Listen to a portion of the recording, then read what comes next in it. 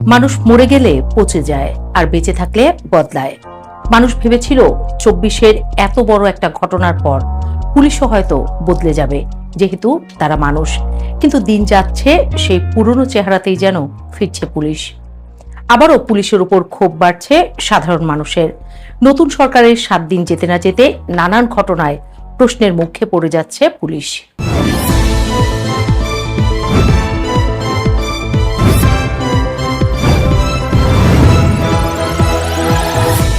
Police যে একটা রাষ্ট্রের জন্য কতটা গুরুত্বপূর্ণ সেটা একটা অবুঝ বালকও জানে।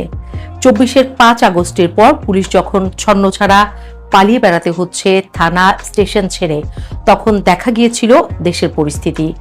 চোর ডাকাত মব ঠেকাতে লাঠি হাতে রাস্তায় নামতে হয়েছিল সাধারণ মানুষকে।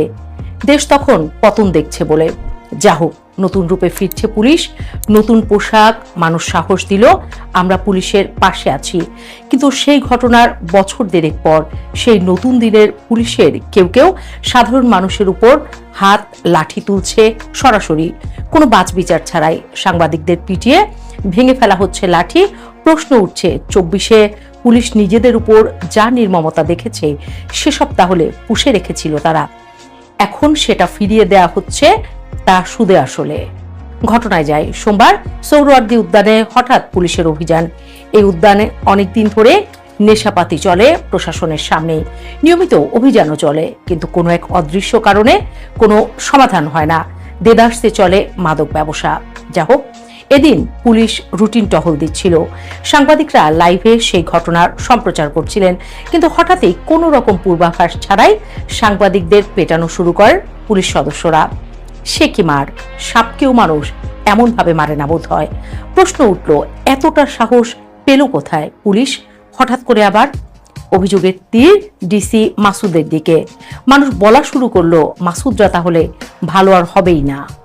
এই পর্যায়ে এসে সবচেয়ে বড় প্রশ্নটি সামনে এসে দাঁড়ায়, পুলিশ পেটায় কেন? কেন তাদের লাঠি এত সহজে সাধারণ মানুষের পিঠে, মাথায় বা গালে ওঠে? সমাজবিজ্ঞানী ও বিশ্লেষকরা বলেন, এটি মূলত জবাবদিহিতার অভাব এবং ক্ষমতার অপব্যবহারের এক জঘন্য মনস্তত্ত্ব। যুগের পর যুগ ধরে পুলিশকে ব্যবহার করা হয়েছে লাঠিয়াল বাহিনী হিসেবে। তারা ধরে নিয়েছে যে ইউনিফর্ম গায়ে চাপাতেই তারা আইনের ঊর্ধ্বে চলে যায়।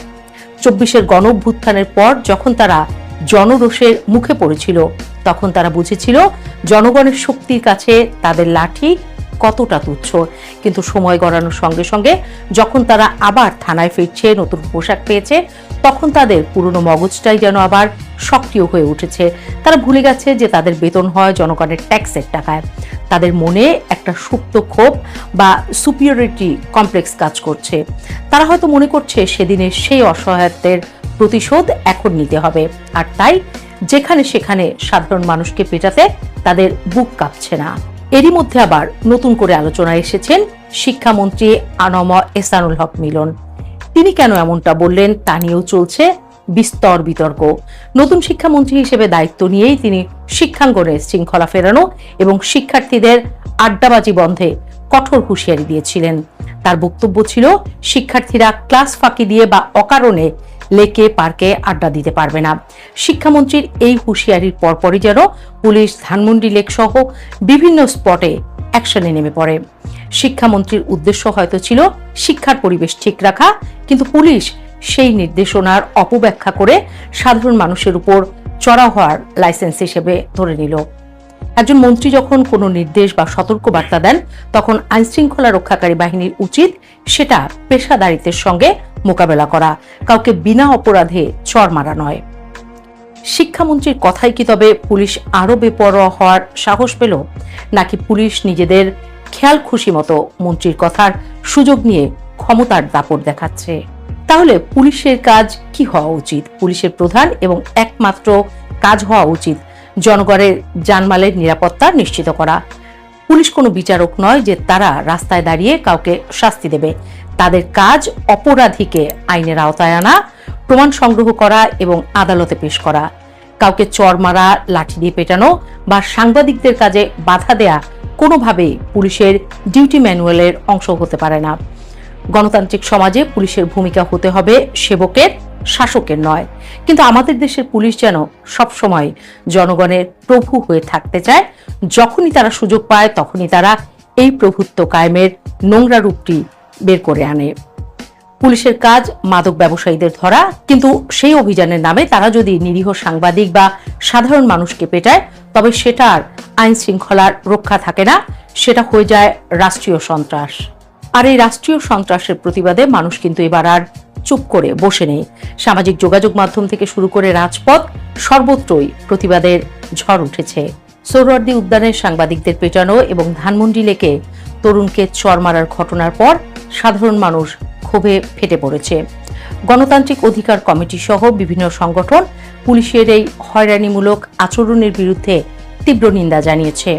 তারা পরিষ্কার বলছে, মাদক বিরোধী অভিযানের নামে এই পুলিশি হয়রানি কোনোভাবেই মেনে নেওয়া হবে না। সাধারণ মানুষ আজ একাট্টা, তারা আর মুখ বুজে মার খেতে রাজি নয়। ক্ষুব্ধ মানুষ এবং সাংবাদিকরা এরই মধ্যে থানার সামনে বিক্ষোভ শুরু করেছেন। তারা স্লোগান দিচ্ছেন, বিচার চাইছেন। থানার সামনে দাঁড়িয়ে সাধারণ মানুষ প্রশ্ন ছুড়ে দিচ্ছেন, আমাদের ট্যাক্সের টাকায় কেনা লাঠি দিয়ে আমাদেরই পেটানো হচ্ছে কেন? মানুষের এই বিক্ষোভ প্রমাণ করে যে 24-এর পর দেশের মানুষের মনুষ্যত্বে যে পরিবর্তন এসেছে সেটা পুলিশ এখনো অনুধাবন করতে পারেনি। মানুষ এখন আর ভয় পায় না, তারা অন্যায়ের চোখে চোখ রেখে প্রতিবাদ করতে শিখেছে। এই প্রতিবাদ শুধু কয়েকজন পুলিশের বিরুদ্ধে নয়, এই প্রতিবাদ পুরো পুলিশি কাঠামোর অপব্যবহারের বিরুদ্ধে। বিশ্লেষকরা কি বলছেন এই পরিস্থিতি নিয়ে? রাজনৈতিক ও নিরাপত্তা বিশ্লেষকরা এই ঘটনাগুলোকে অশনি সংকেত হিসেবে দেখছেন। তাদের মতে নতুন সরকার ব্যবস্থায় পুলিশের এই ধরনের আচরণ সরকারের ভাবমূর্তিকে মারাত্মকভাবে ক্ষুণ্ণ করছে। বিশ্লেষকদের মতে শুধু পোশাক বদলালেই পুলিশের খোলনলচে বদলায় না, বদলাতে হয় তাদের ট্রেনিং এবং মাইন্ডসেট বা মানসিকতা। যদি দোষী পুলিশ সদস্যদের দৃষ্টান্তমূলক শাস্তি না দেওয়া হয় তবে এই বাহিনী আবারও একটি দানবীয় রূপ ধারণ করবে। মাঠ পর্যায়ে পুলিশ সদস্যরা আরো বেশি বেপরোয়া হয়ে উঠবে। বিশ্লেষকরা বলছেন, অবিলম্বে পুলিশের জন্য একটি স্বাধীন পুলিশ কমিশন গঠন করতে হবে, যেখানে পুলিশের যে কোনো অপরাধের বিচার নিরপেক্ষভাবে হবে। প্রসঙ্গক্রমে সাম্প্রতিক সময়ে আরেকটি ঘটনার কথা টেনে বলা যেতে পারে, যেখানে পুলিশের তথাকথিত মোরাল পুলিশিং বা নৈতিক পাহারাদারির নগ্নরূপ দেখা গেছে। কুষ্টিয়া সংসদ সদস্য আমির হামজার একটি ভিডিও সম্প্রতি ভাইরাল হয়েছে। সেখানে দেখা যায় রমজান মাসে একটি চায়ের দোকানে ক্যারাম খেলা এবং টিভি চলা নিয়ে তীব্র আপত্তি জানাচ্ছেন, আর তার পাশেই সাদা পোশাকে দাঁড়িয়ে থাকা এক পুলিশ কর্মকর্তা অত্যন্ত ঔদ্ধত্যের সঙ্গে চা দোকানিকে ধমকাচ্ছেন, যেন ক্যারাম খেলা বা টিভি দেখা কোনো মহা অপরাধ। এই যে পুলিশের মানুষের ব্যক্তিগত জীবনে নাক গলানো বা মোরাল পুলিশিং করা, এর অধিকার তাদের কে দিয়েছে? আমির হামজার মতো জনপ্রতিনিধিরা যখন পুলিশকে সাথে নিয়ে মানুষের ব্যক্তি স্বাধীনতায় হস্তক্ষেপ করেন তখন পুলিশের আস্ফালন আরো বেড়ে যায়।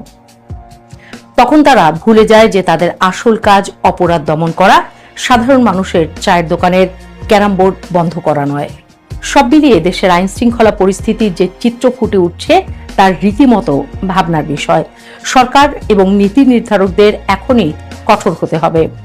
এর মধ্যেও একটি ভালো খবর আছে, প্রধানমন্ত্রীর হস্তক্ষেপে ঢাকায় অপহরণের 1.5 ঘন্টার মধ্যে এক স্কুল ছাত্র উদ্ধার হয়েছে। এই অপারেশনের নেতৃত্বে ছিলেন আবার সেই ডিসি মাসুদ। মানুষ তো এই মাসুদকেই চায়, পুলিশ মানুষের হোক।